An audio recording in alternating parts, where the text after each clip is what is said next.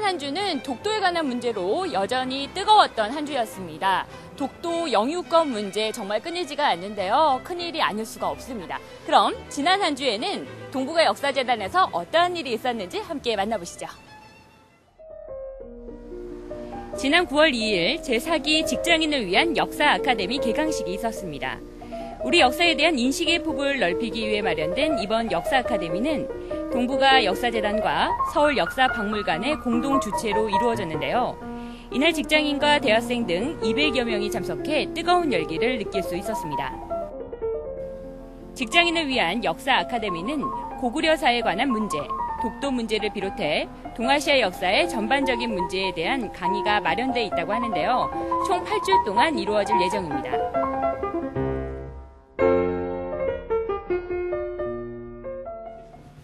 지난 9월 4일과 5일 양일간 동북아 역사재단과 북경대학이 공동으로 마련한 학술회의가 열렸습니다. 이번 학술회의는 한중, 양국 학계의 학자들이 중심이 돼 개최되는데요. 동북아 관계사의 성격을 통시대적 관점에서 조명하고 동북 공정 이후 동북아 관계사에 대한 중국 학계의 관점을 논의하는 자리였습니다. 이틀간에 걸쳐 3개의 세션으로 학술회의가 진행됐는데요. 첫날에 이루어진 2개의 세션에서는 삼국지에 내재된 세계관에 관한 논의를 비롯해 고구려사, 고려사, 조선사 등 과거 한국과 중국의 역사에 관한 전반적인 논의가 이루어졌습니다. 첫날 한중간 과거의 역사를 중심으로 한 학술회의가 열렸다면 둘째 날은 20세기 이후 양국 간의 관계를 중점으로 토론이 이루어졌습니다. 신라대 배경환 교수는 20세기 초 한중 간의 상호 인식이라는 주제로 한국 임시정부와 방동헌법적으로 통일가사에 어떤 관계가 있었느냐라고 북경대 왕원주 교수는 근대 한중 관계 변천의 이상과 현실이라는 주제로 각각 발표했는데요. 중국이 인식하고 있는 한국에 대해 또 한국이 인식하고 있는 중국에 대해 토론이 오가며 앞으로 양국 간의 상호 발전에 대해 논의하는 뜻깊은 자리였습니다. 이번 학술대회가 무엇보다 중요한 것은 한중 양국이 문화적인 동질성과 차별성을 있는 그대로 존중하자는 의미가 담겨 있었던 것인데요.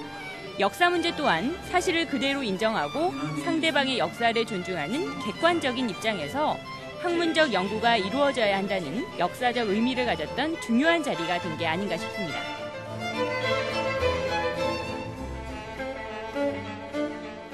(9월) 첫째 주 동북아 역사재단 단신입니다. 아시아 접경 지역에 존재하는 문화유산, 자연유산에 대한 효율적인 세계유산 등재와 국제적 협력을 위한 워크숍이 지난 9월 2일부터 5일까지 몽골 울란바타르 외무성에서 열렸습니다. 동북아 역사재단 직원 공개 모집 서류 접수가 지난 9월 3일 마감됐습니다. 영구직 6명, 행정직 5명, 기능직 1명 등 총 12명을 선발할 예정인 이번 직원 공개 모집에는 많은 응모자들이 서류를 제출해 재단에 대한 높은 관심을 확인할 수 있었는데요. 앞으로의 전형 일정은 재단 홈페이지 공지사항을 통해 확인하실 수 있습니다. 독도연구소 정영미 연구위원이 지난 9월 5일 부산일보 강당에서 독도 영유권과 안용복의 활동과 지역을 주제로 정책 세미나 발표를 했습니다. 국회 정의와 의원실에서 개최된 이날 정책 세미나에는 부산 지역 시민 등 200여 명이 참석 성황을 이뤘습니다.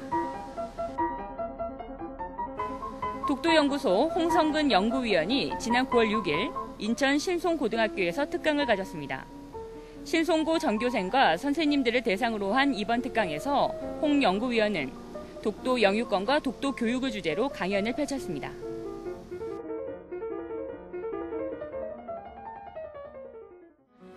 이번 주에도 재단에는 많은 일이 있었네요. 특히나 이번 주에 개최된 동북아 역사재단과 북경대 공동 국제학술대회는 한중 양국 간의 역사학자들이 중심이 돼 마련된 만큼 그동안 두 나라 간의 역사인식의 간격을 좁혀갈 수 있는 계기가 되었던 것 같습니다. 이러한 자리를 통해 동북아시아의 올바른 역사를 만들어갈 수가 있는 거겠죠? 네, 지금까지 역사와 함께 숨쉬는 동북아 역사재단의 주간 뉴스였습니다. 다음 주에 뵙겠습니다.